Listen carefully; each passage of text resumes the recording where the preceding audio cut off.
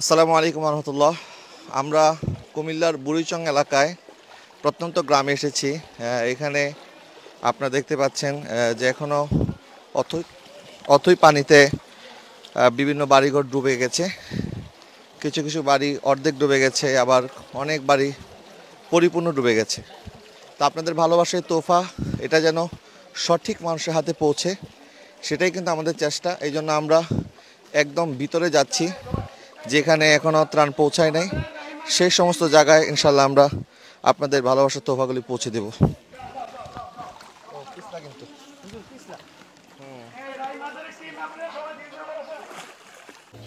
আপনাদেরকে আরেকটা বিষয় বলে রাখি, এখানে যারা বানবাসী এরা কেউ কিন্তু অভাবী না, ওনারা পরিস্থিতির শিকার। ওনাদের আমাদের এক ভাই বলতেছিলেন যে বছরের মধ্যে যাদের জন্ম হয়েছে এরা জীবনে কোনোদিন বন্যাকে জিনিস দেখে নাই।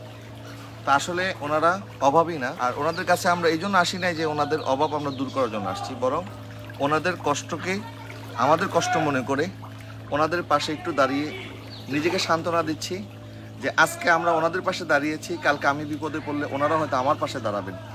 আর বাকিটা আল্লাহ পাকের পক্ষ থেকে আমাদের জন্য যে যা যা থাকবে এটাই আল্লাহ পাকের পক্ষ থেকে আমাদের জন্য বড় পুরস্কার হবে ইনশাআল্লাহ।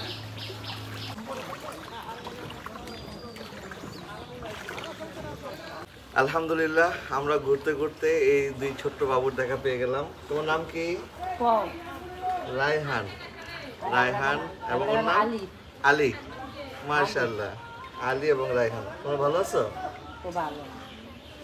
আলহামদুলিল্লাহ, আমি ভালো আছি। তোমাদেরকে দেখে আরো ভালো লাগতেছে, এই যে এত দূর আসছি, মানে ওদেরকে দেখে আরো খুব ভালো লাগতেছে।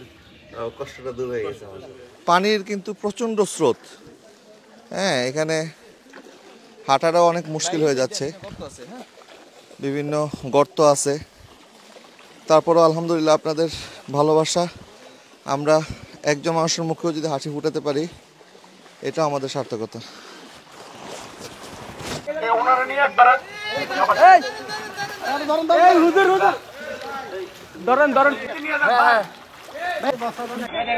আলহামদুলিল্লাহ, মাগরিবের সময় আমাদের লাঞ্চ হচ্ছে গুড় এবং মুড়ির মাধ্যমে, যেটা আমরা আমাদের ভাইদের জন্য তোফা হিসেবে নিয়ে আসছিলাম, সেটা দিয়ে আমরা আমাদের লাঞ্চ করতেছি আলহামদুলিল্লাহ।